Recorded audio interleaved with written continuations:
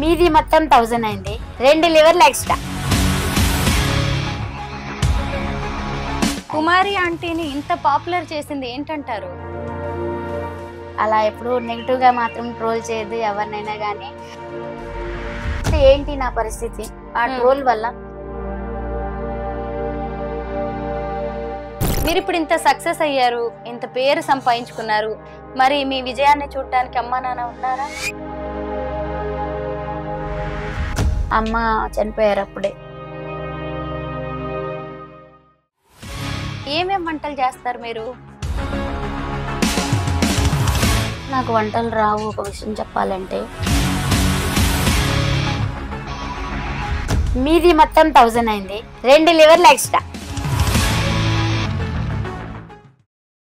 తన చేతి వంటతో ఎంతో ఫేమస్ అయిన హైదరాబాద్ లోని కుమారి ఆంటీ ఇంటికి ఇప్పుడు నేను వచ్చాను. ఆవిడ ఇప్పుడు చాలా సంతోషంగా ఉన్నారు. ఒక చిన్న అచీవ్మెంట్ ఏదో సాధించారు. దాని గురించి తెలుసుకునే ముందు ఇంకా అనేక ఇంట్రెస్టింగ్ విషయాలను కుమారి ఆంటీని అడిగి తెలుసుకుందాం. కుమారి గారు నమస్తేనండి. నమస్తే, బాగున్నారా? బాగున్నాను. ఏంటి ఈ మధ్య ఈ 4-5 రోజుల క్రితమే యూట్యూబ్ ఛానల్ పెట్టారంట, కుమారి ఆంటీ స్ట్రీట్ ఫుడ్ కదా? ఇప్పుడు అది 10,000 సబ్స్క్రైబర్స్ కి చేరుకుంది. మేము రావడంతోనే ముందుగా కంగ్రాచులేషన్స్ అండి.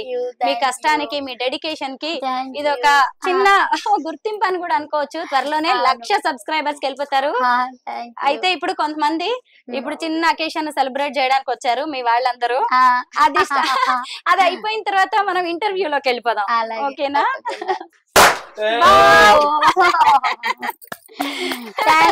Thank you very much. ఇది నాది కాదు, మీ అందరిదే.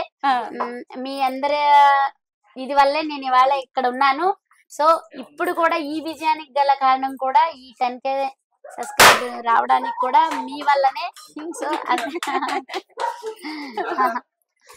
థ్యాంక్ యూ అందరికి. థ్యాంక్ యూ నాన్న. ప్రతి మగాడి విజయం వెనక ఓ ఆడది ఉంటుంది అంటారు కదా, అలాగే కుమారి గారి విజయం వెనక ఆమె భర్త ఉన్నారు. ఆయన పేరు దాసరి బాబ్జీ గారు. ప్రస్తుతం మన ఇంటర్వ్యూకి ఆయన కూడా వచ్చారు. చాలా బిజీగా ఉండే అయినా సరే మా ఇంటర్వ్యూకి వచ్చేసి మా కోసం టైం ఇచ్చినందుకు చాలా థ్యాంక్స్ అండి.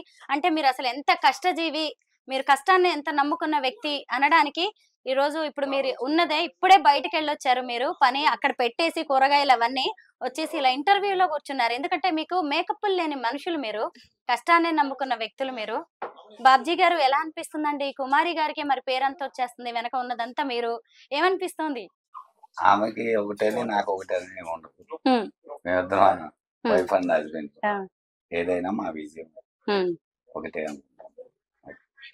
ఇద్దరం కలిసి ఉంది. ఎన్నేళ్ల క్రితం పెళ్ళైంది? 2004లో పెళ్ళైంది. మర్చిపోయారా ఏంటి? చూసారా? మ్యారేజ్ డేట్ చెప్పండి. మీరు చెప్పాల్సింది. ఇప్పుడు అర్థమైంది నాకు. మళ్ళీ పని తప్ప ఇవన్నీ గుర్తుండవని చెప్తున్నారు అంతే. పిల్లల పుట్టినరోజులు కూడా గుర్తుండవు. కానీ ఏది చెప్పినా, వెళ్ళేటప్పుడు బయటకి ఏది చెప్పినా అది వాళ్ళ చెప్పింది మళ్ళీ రేపు తెమ్మంటే మర్చిపోతారు. అసలు మ్యారేజ్ డే గుర్తులేదంటే అసలు మీరు ఎలా ఊరుకుంటున్నారు? సహజంగా ఊరుకోరు కదా. అది కాదు కదా మెయిన్. మనకి ఎలా చూసుకుంటున్నారు ఇది అనేది, అది జ్ఞాపక శక్తి అనేది ఫస్ట్ నుంచి తక్కువ. జ్ఞాపక శక్తి తక్కువ, మర్చిపోతారు. దాని గురించి అత్తయ్య మావయ్య కూడా నాకు చెప్పారు. పెళ్ళైన మొదటి రోజే చెప్పారు, మర్చిపోతాడని. సో ఇక కాకపోతే ఏదైనా సరే మర్చిపోయేదాన్ని కాదు. మా భార్యని ఎలా చూసుకుంటారు, ముందలన్నిటికన్నా ముఖ్యం ఎవరికైనా సరే తల్లిని చెల్లిని ప్రేమించే వాళ్ళు ఖచ్చితంగా భార్యని ప్రేమిస్తారు. ఆ విషయంలో వాళ్ళ అమ్మగారన్నా చాలా ప్రాణం, వాళ్ళ అక్కయ్య గారన్నా చాలా ప్రాణం. సో వాళ్ళిద్దరిని ఎంత ప్రేమిస్తారో నన్ను కూడా అంత అలానే ప్రేమిస్తారు. తక్కువ మాట్లాడతారా బాబ్జీ గారు? బాగా అంటే బాగా తక్కువ. అన్ని ఆయనవి కూడా మీరే మాట్లాడేస్తారు అంటే.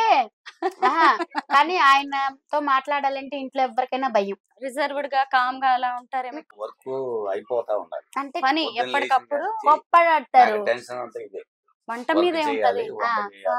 బండి వెళ్ళాలి, మేము ఏదైనా సరదాగా అక్కడికి మాకు లేట్ అయిపోతుంది. కరెక్ట్. ఎంత చేసినా కానీ మేము ఏదైనా సరదాగా జోక్ చేసుకుంటూ అదేలేండి, అది మాట్లాడుకుంటూ చేస్తాం. అలా ఇంట్లో ఎవరో ఒకళ్ళు మరి అలా లేకపోతే మరి ఆయన కష్టమే కదా. మేము ఈయన బయటకు వెళ్ళినప్పుడు ఉమ్, సరదాగా మాట్లాడుకుంటూ ఎంజాయ్ చేసుకుంటూ పాటలు పాడుకుంటూ వంటలు చేస్తాం. ఉమ్. ఇదిగా సరదాగా వాళ్ళైతే డాన్సులు కూడా వేస్తారు. అయ్యో, నేను ఇంతకీ వంటలు రాగానే ఒక చేసేటప్పుడు. విషయం చెప్పడం మర్చిపోయాను.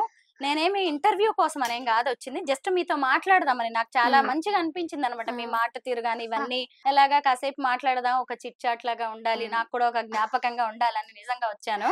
ఆ, అయితే మీరు మరి 14 ఏళ్ల నుంచి ఇక్కడ హోటల్ నడుపుతున్నారు హైదరాబాద్ లో. అంతకు ముందు ఏం చేసేవారు? అంతకు ముందు ఈయన ఆటో తోలేవారు. ఓహో, ఫస్ట్ ఏమో ఇక్కడే లారీ ఉండేవారా డ్రైవర్. హైదరాబాద్ లో? ఫస్ట్ లారీ డ్రైవర్, ఆహా. హైదరాబాద్ తర్వాత వచ్చిన కాడ 2 సంవత్సరాలు ఆడుతుంది. ఆ, హైదరాబాద్ వచ్చిన ఉమ్, తర్వాత హోటల్ స్టార్ట్ చేసాం. ఉమ్, అట్లా కాకపోతే మా ఆయనలో ఉన్నది ఏంటంటే నాకు బాగా నచ్చింది ఏంటంటే ఉమ్, ఏదైనా సరే ఎంత కష్టాన్నైనా సరే ఉమ్. ఆయనలోనే పడతారు, బయటికి అనేది బయటికి. చెప్పరు. అది మళ్ళీ ఆయనకి నేను సపోర్ట్ అలాగే ఉన్నా. కాదే ఉమ్, గతాన్ని మాత్రం మేము ఇప్పటికీ మర్చిపోము. ఉమ్, ఆ గతాన్ని మర్చిపోము. మా ఇద్దరిదైతే ఒకటే, ఆ ఇద్దరి మీద ఒకటే ఇది మీద ఉండబట్టి ఉమ్, ఏ వైఫ్ అండ్ హస్బెండ్ అయినా ఒకటే మాట మీద ఉంటే అది దానికి తిరుగుండదు. ఉమ్. ఉన్నా లేకపోయినా ఫస్ట్ నుంచి కూడా మేము ఇద్దరం అలా పస్తులు ఉన్న రోజులు కూడా ఉన్నాయి. కానీ అవి చెప్పుకుంటే మాకు ఇది ఉండదు, అదేలేండి. కానీ చెప్పుకోం కూడా. ఉమ్, అదేంటంటే బాధలు అనేది ఎవరికైనా వస్తాయి, ఉమ్, అందరికీ ఉంటాయి బాధలు అనేది. ఉమ్, కానీ అది నిలబడి ఉమ్. తట్టుకుని పైకి వచ్చిన వాళ్ళే మనిషి. అండర్స్టాండింగ్ మీదుగా మేము అందరం అది కలిసి మీ ఇద్దరి మీద ఉమ్. మధ్య మాటలు. అవును. ఆ, అది మాత్రం మర్చిపోం. మా పెద్దల దగ్గర ఉమ్. ఎవరు మాకు అంటే వెనక ఆస్తులు ఏం లేవు. ఎప్పుడైనా కోపడుతూనే ఉంటారా? అమ్ము ఆ. ఆయనతో ఆ. కొంచెం ఏమన్నా నేను మాట్లాడాలంటే వాళ్ళు ఎవ్వరు మాట్లాడరు. ఆ, కొంచెం ఏదన్నా అంటే ఆయనకి ఇంకా ఏముంది, ఆ. బాబ్జీ హిట్లరా? గారు ఇదిగా అంటే కాదు, ఆ. సీరియస్ సింహం. అవునా? సింహం వస్తున్నారు జాగ్రత్తగా ఉండండి అంటూ అందరం సైలెంట్ అయిపోతాం. ఆయన బండి మోత అక్కడ ఆన్ వేసుకుంటూ టింటి అంటూ వస్తారు, ఆ. అందరం ఇక్కడ సైలెంట్ అయిపోతాం. కానీ ఆయన ఎంత కోపంగా ఉన్నా మీరు ఒక నవ్వుతో కూల్ చేసేలా ఉన్నారు, అంతేనా? ఆ, చేయదా అసలు అవ్వదా మీతో? ఆ, ఏమిటండి ఈ మధ్య చిరంజీవి గారిని కలిశారు, శ్రీదేవి డ్రామా కంపెనీ అంటూ కామెడీ షోస్ లో కనిపిస్తున్నారు, ఇంకో వైపు చూస్తే సీరియల్స్ లో కనిపిస్తున్నారు, ఇంత బిజీ అయిపోయారేంటండి? అంతా మీ అభిమానం. అంతా మా అభిమానమేనా? మీ వల్లనే అంతా. కానీ మాకే ఇచ్చేస్తున్నారు క్రెడిట్, మీరేమో అంత కష్టపడ్డారు, నిలబడ్డారు అంతేనా? జనం గుర్తించారు దాన్ని. కష్టపడినా చేసినా అభిమానం. ఇప్పుడు ఈ ఎంత యూట్యూబ్ మందికి వల్ల దక్కుతుంది? ఇప్పుడు మీ వల్లే కదా తెలిసింది, ఎవరికైనా అంతేనా? ఆ, తెలిసింది అయితే మీ వల్లే కదా. ఫోన్లేండి, మీరు గుర్తు కానీ పెట్టుకున్నారు. ఆ, కాకపోతే ఒకటే బాధ అనిపించింది. కానీ మా విజయానికి, నా విజయానికనే కాదు, మా విజయానికి అని ఎందుకు అంటున్నానంటే ఉమ్, ఇట్లా రోడ్ సైడ్ మీద ఫుట్పాత్ మీద బతికే వాళ్ళం చాలా మంది ఉన్నాం, అవును, ఉపాధి కోసం. అంతే ఎందుకంటే కదా. వేరే ఏదో ఒకటి బతకడానికి కావాలి కదా. ఉమ్, ఇప్పుడు అలా ఎవరికి తోచింది వాళ్ళు ఇది అన్నట్టు, ఒకళ్ళ పండ్ల వ్యాపారము, ఒకళ్ళ కూరగాయల వ్యాపారము, ఒకళ్ళ పూల వ్యాపారము, అట్లా ఏదో ఒకటి చేసుకుంటున్నాం కదా ఫుట్పాత్ మీద ఎక్కడో చాటున. ఉమ్, ఆ ఇదనేది జనంలోకి, ఇప్పుడు నాది ఒక్కదాందే కాదు, ఉమ్, అట్లా అందరూ, ఇప్పుడు నా ఒక్కదాని వీడియోనే కాదు అందరి వీడియోలో ఉన్నాయి అలా. ఉమ్, ఇప్పుడు అలా తెలియడం వల్ల ఏమైతుందంటే నలుగురికి తెలుస్తుంది పలానా చోటన ఉంది, పలానా చోటన ఇలా ఉంది అని. ఆ నలుగురికి తెలిసి ఆ నలుగురు వచ్చి ఆ నలుగురు ఇంకో నలుగురు ద్వారాగా ఆదరిస్తే వెళ్ళి అలా కూడా అందరినీ మా అందరినీ అలా ఇంకా మాలాంటి వాళ్ళు ఆదరించినందుకు చాలా మంది. ఆహా, వాళ్ళందరికి కూడా మీరు అండగా నిలబడండి అని చెప్తున్నారు మీరు. మాకే కాదు మిగతా వాళ్ళందరినీ కూడా. అందరికీ నిలబడాలి. ఆ, ప్లస్ ఉమ్, అలా మా అందరినీ కూడా అలా అందరికి చూపిస్తున్నందుకు కూడా మీ అందరికి థ్యాంక్స్. చాలా మంచి మనసు అండి మీది.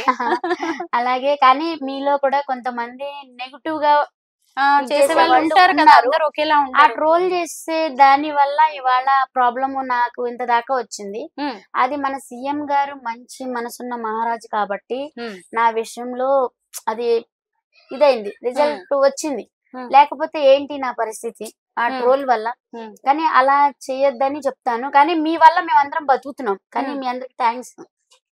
అందరి తరపున నేను ధన్యవాదాలు తెలుపుకున్నా. మీడియాకి ఏంటి, యూట్యూబర్స్ కి ఏంటి, ప్రతి ఒక్కరికి కూడా. ఉమ్, కాకపోతే అలా ట్రోల్ చేయడం వల్ల అలా వచ్చింది కాబట్టి నెగిటివ్ గా మాత్రం ఏది చెయ్యొద్దు, పాజిటివ్ గా ఉందాము, అందరం మంచిగా కలిసి బతుకుతాం.